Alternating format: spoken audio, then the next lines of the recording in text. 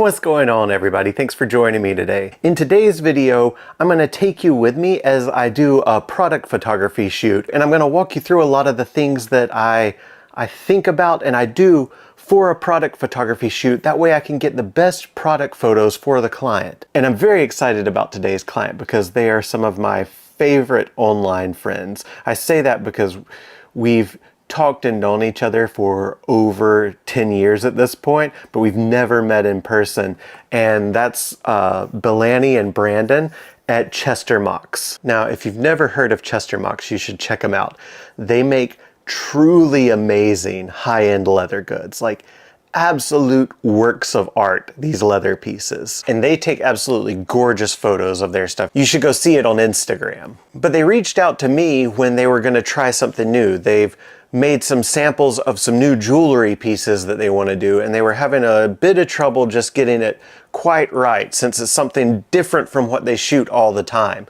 And so they reached out to me. Them just thinking of me was a true honor because, like I said, their photos are gorgeous. But I was more than happy to do this, so I jumped on immediately and said yes, because I knew it would be such a fun thing to tackle. But now let's get started setting everything up, and I'll walk you through what I'm using and kind of what I do to begin. For this shoot, I'm going to be using this 70 to 200 G Master lens here. It's a great lens for me. I've had it forever. This is the first generation, but it still is a workhorse for me when doing this kind of stuff. Now, the next thing that's very important, since it's a jewelry shoot, is a circular polarizer. These things are absolute necessities if you're going to be shooting something shiny or specular, like great for jewelry, cars, water, because it lets you just kind of manipulate the reflections just to what you want and either get rid of them or minimize them or maximize them if that's what you want. But it's a great creative tool for that kind of stuff. Great for landscapes, great for product photography. So we're going to be using that on all the lenses. And then I will be shooting some other shots on the 24mm lens that I'm talking to you right now on. Also going to probably want like a blower and some microfiber cloths to keep everything nice and clean, because making sure that there's not any dust or fingerprints is super important. And it's never going to be perfect, right? Because you live in the world and you're not in a hermetically sealed environment. But you try to minimize it the best you can so you don't have to do so much work in post. So just clean as you go. So for this first shot, we're set up on this art table here that I've got like pushed down, because this is normally my easel when I draw and it like tilts up like this, but I just lay it flat. And we're using a tube light and then a big Amaran studio light. Both of these things are Amaran lights from Aperture. And then we're going to use my 70 to 200 G Master lens on my Sony to get these shots. And so what I did for this is kind of add some height and depth to the shot just to make it really dramatic looking and cool. I feel like height and depth and all that kind of stuff that, you know, are normal shot compositions for film and television don't get thought about a lot in product photography. And when it does, it really helps sell the product because it makes it look very cool and interesting. And you're like, oh, I want to be a part of this world. Like it strikes that imaginative part of your brain that makes you want it subconsciously. But we're going to come back here and we're going to do bracketed photos. I'm doing 3 stops of dynamic range because obviously I'm going to merge them in Photoshop or Lightroom. Because when you're dealing with something so shiny and specular, it really needs more information to make it pop. Now that's the first setup done and out of the way. So I'm going to switch things up and move to the next shot, which is like a more standard product photography shot. But I get to use one of my favorite tools that I've ever bought for product photography. I call it my Dr. Octopus platform. You'll see it. Now for this shot, I'm going to use these cool little grippy tools here. I've got this like stand that's actually meant for like building electronics and stuff. But I use it a lot for product photography to kind of hold things in place, and then I'll just Photoshop out these later. Okay, the rig's all set up. Now we're going to go through and blow dust off and everything, because, you know, even if you're in a nice clean environment, when you're doing these detailed product shots, it's going to be a little dusty. So you clean it off the best you can. You probably still will have to do some touch up in Photoshop. That's just the nature of living in the world, but do the best you can to clean it off before post. All right, we're dusted and cleaned and shined up, and things like the seam here are repositioned, and we've got the lights turned to where they're making nice reflections, and these white cloths down here are used to minimize the color cast here. You can see a little bit from me. But once I move away, you're not gonna see that color cast at all anymore. And a lot of people think you need to put it in like a giant white room or a big soft box to kind of get rid of all the reflections. And sure, you can do that. That'll make your life super easy if you have one of those, but most people don't. But here's the thing.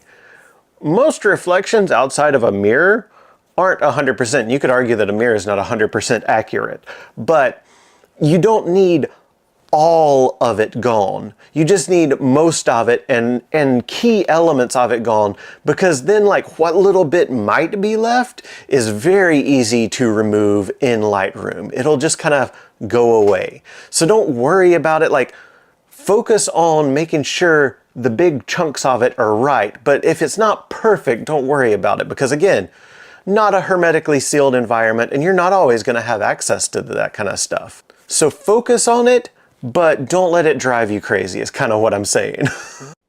But yeah, this is my cool little gripper setup that I have that I use for products like this.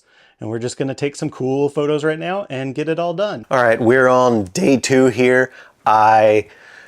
You'll see lots of different outfits through this. I mean, I kind of made them look similar with similar color shirts and stuff, but I definitely have different hats.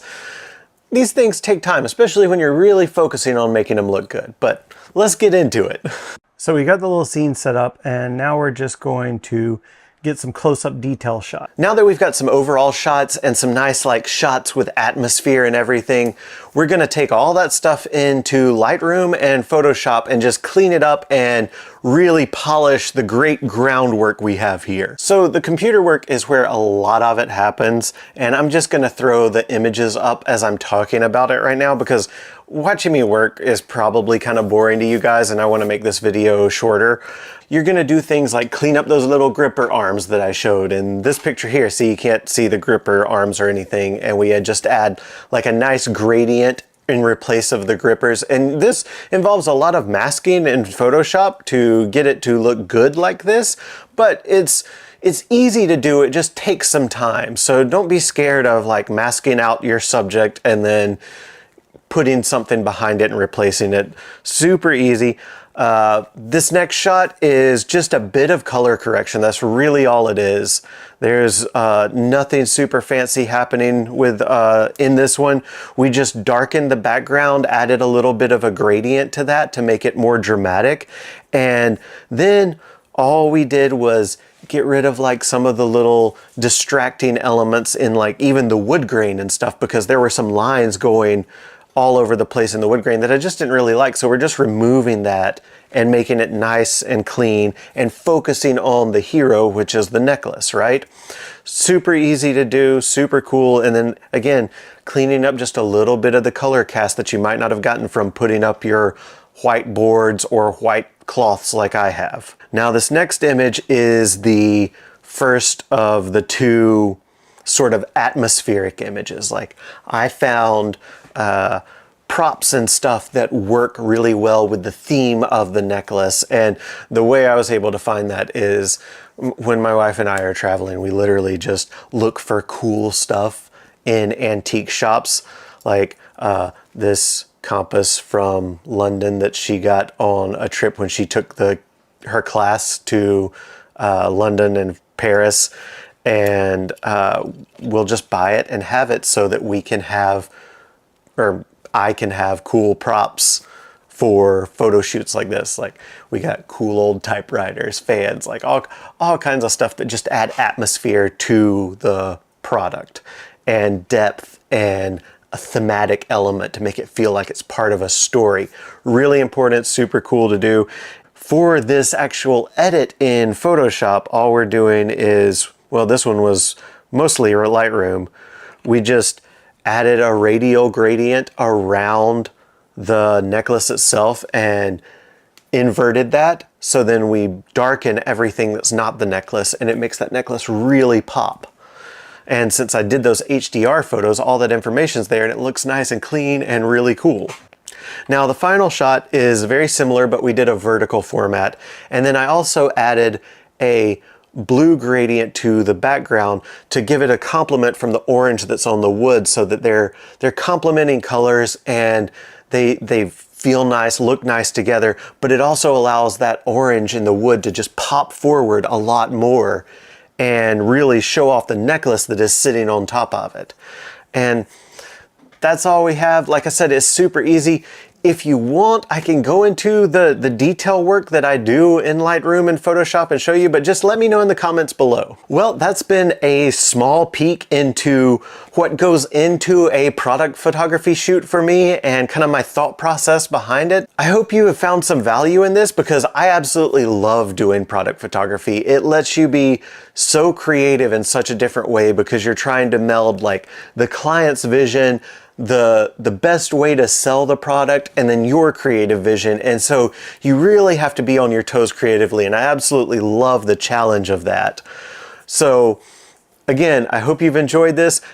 And if you liked what you saw and you want to use me for product photography, give me a shout. And as always, I hope to see you out there. Bye.